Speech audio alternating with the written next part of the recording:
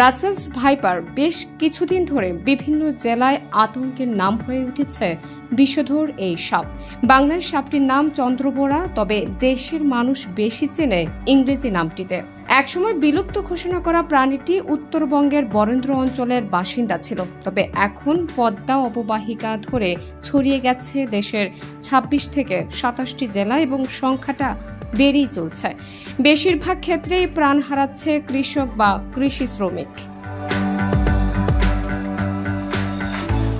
এর প্রক্রিয়ায় ফসলের মাঠে বা নদীর কিনারায় একের পর এক ছোবলের পর মানুষ দেখা মাত্রই সাপটিকে পিটিয়ে মেরে ফেলছে।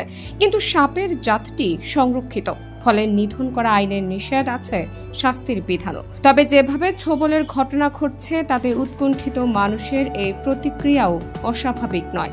সেটি বিবেচনায় নিয়ে নতুন করে ভাবছে বন বিভাগ, কাজ করছে তাদের বিশেষজ্ঞ দলও।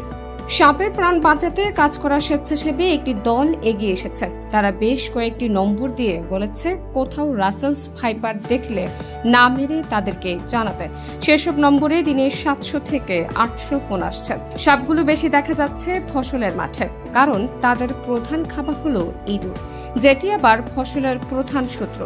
অর্থাৎ একদিক দিয়ে এই সাপ কৃষকের বন্ধু, আবার শত্রুতে পরিণত হয়েছে। বিশেষজ্ঞরা ফসলের মাঠে কাজ করতে যাওয়া কৃষকদের গামবুট বা লম্বা গ্লাভস পরার পরামর্শ দিচ্ছেন, কিন্তু বাংলাদেশের কৃষকদের মধ্যে এই প্রবণতা নেই। এমন প্রেক্ষাপটে এ নিয়ে ব্যাপক প্রচারের পরামর্শ দিয়েছেন তারা।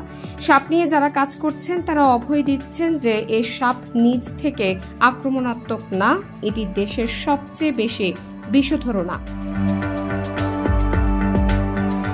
তারা বলছেন এটি ছোবল দেয় আতঙ্কিত হলে, এর আগে আবার সতর্ক করে শব্দ করে। কাজেই সতর্ক ও সচেতন থাকলে ছোবল থেকে রক্ষা পাওয়া কঠিন কিছু নয়। ডেস্ক রিপোর্ট, প্রিয় দেশ।